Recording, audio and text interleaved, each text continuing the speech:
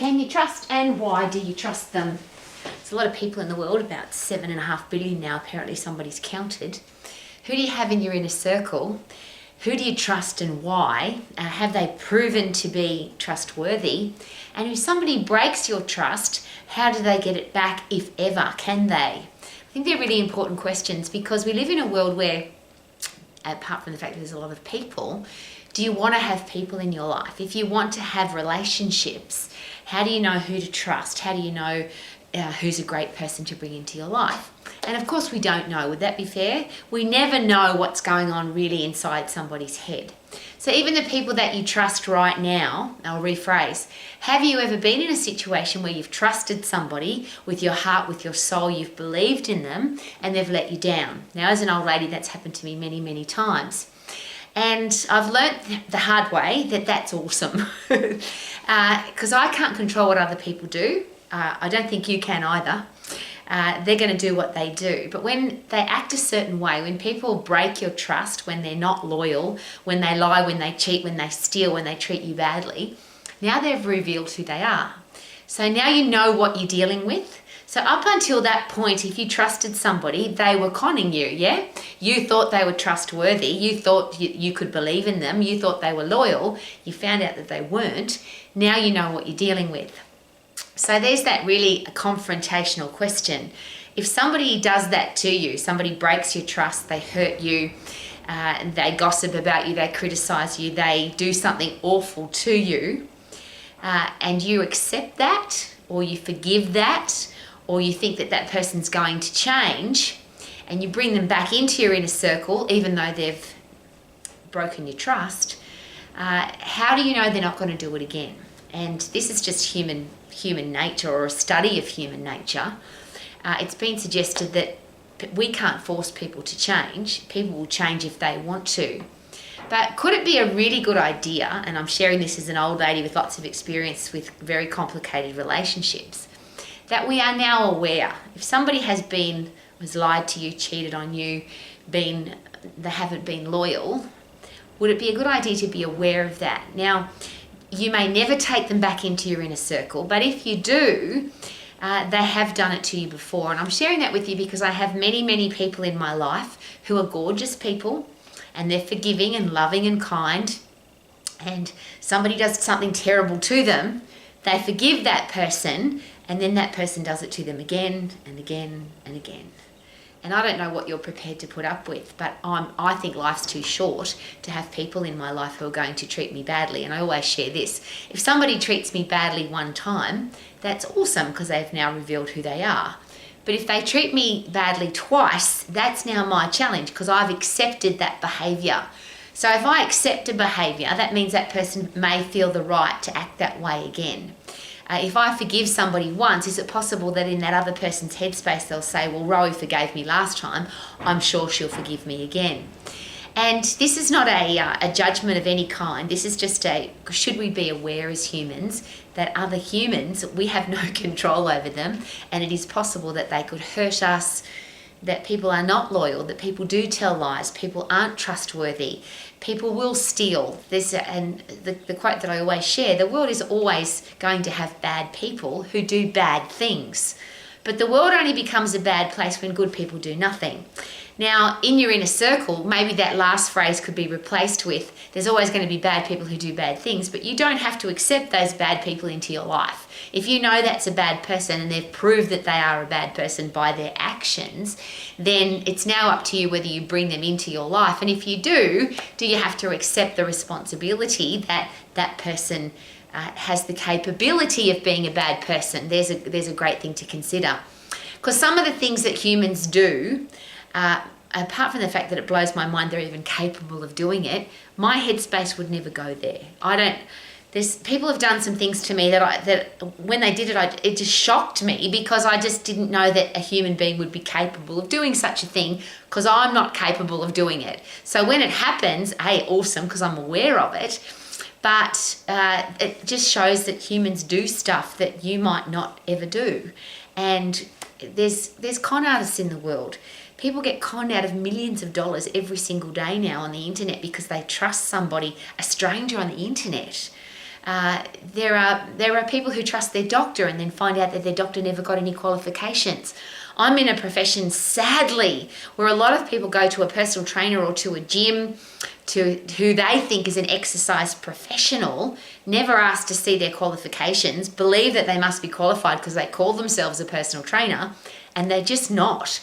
And I have to deal with this every day because I'm not the person that's going to run around and say, please don't train with that person because they're not qualified, or please don't go to that gym because the person that is giving you information about being healthy, fit and strong, they have no idea what they're talking about because they've done no study in the area. They just have ripped abdominals, or they're a bodybuilder, or they're a sports person, or they've just got 30 years of experience doing that, but they don't have any qualifications. Because most people, when they go to the gym or a personal trainer, they believe that that person's qualified.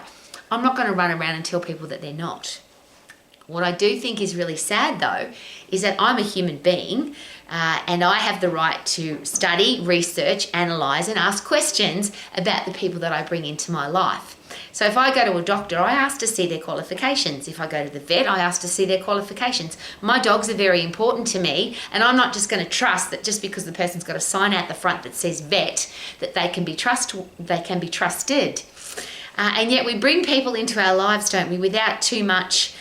We don't ask very many questions, particularly in love relationships or lust relationships, because our heart's beating fast and we've got goosebumps. We go, well, this person must be a great person. And then we find out after they've stomped all over our heart that they weren't a very good person. So this is more of an awareness thing, and I've got to be very careful because I'm an old lady and because I've been dumped on and shat on so many times. I don't want to come across as bitter and twisted, because I just am not. What I am, though, is aware, and I do ask, particularly for our kids, because we have a lot of kids that also are very trusting, and you only have to look at how many kids are abducted, kidnapped, sex trafficked, abused, to know that children are very trustworthy. So how do we teach our kids to ask the right questions to make sure that they don't bring people into their lives who could hurt them? Now, we're all going to do that at some stage in our life. That's just called living, isn't it? We're going to have people that come into our lives that are bad people. But if we keep them in our lives, if they do something horrible to us and we accept that and keep bringing them back into our lives, is it possible that we have to take responsibility for that? Life is tough, isn't it? Relationships are complicated. Having people in your life is complicated. It's one of the joys of life, though, because a lot of people share with me, I couldn't live without my partner or my family or my friends or my children. But is it also true that they are the same people that bring us a lot of grief and a lot of hassle and a lot of, my favourite word, we get very perplexed. Why did that person do that? Well, we may never know why they did that. That's just who they are. But now we get to make the decision about whether or not we have that person in our life.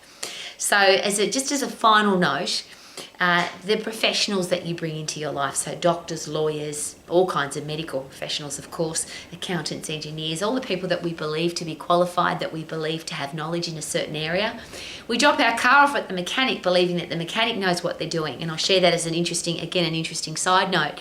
I've had too many top-level mechanics who've looked at my car and said, this car hasn't been serviced for a very long time, or the oil hasn't been changed for a very long time, or there's something very wrong with this car, and yet I've paid a mechanic money to fix my car, and they did absolutely nothing to it. They just took my money and I took the car back.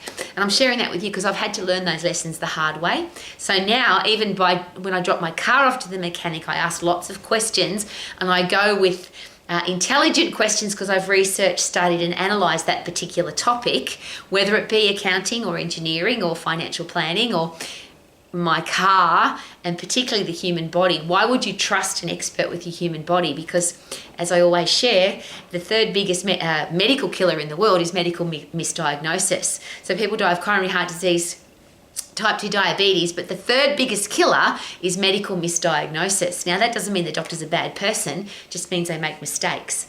And wouldn't it be really good to have the knowledge to ask the right questions so that there is less risk of somebody taking advantage of you, hurting you, giving you the wrong information? If you go to see an exercise professional, if you go to a gym, if you go to a personal trainer, just really good risk management. Ask to see their qualifications. Go with half a dozen great questions so that you know that this person actually knows what they're talking about. They know their anatomy and physiology. They understand how the human body works, and perhaps they can actually help you, not just make up stuff or regurgitate stuff they've heard from other people, or they've got an opinion based on their life experience, but it may not apply to yours. So who do we trust? That's a really good question. How about we go into all relationships with eyes open, and understanding that humans, some of them are not trustworthy, and some humans tell lies, and some humans steal, and some humans do horrible things. That's the stuff I've learnt the hard way as an old lady, and I'd love our kids to learn it early so they can ask right questions, so they go through a lot less grief. Now, it's great to have life experience. Some of the things that have happened to me, I wish for nobody. And if I had asked better questions, and if I had analysed more carefully, and if I had studied more carefully, those things wouldn't have happened to me. So if you want to live your life to the max, how about study, research, analyse everything, ask lots of questions before you put your trust, before you put your respect into any human. Wouldn't that be a good idea? So you can live your life to the max. Super duper doo, how are you? Living my life to the max and asking lots of questions. Woohoo!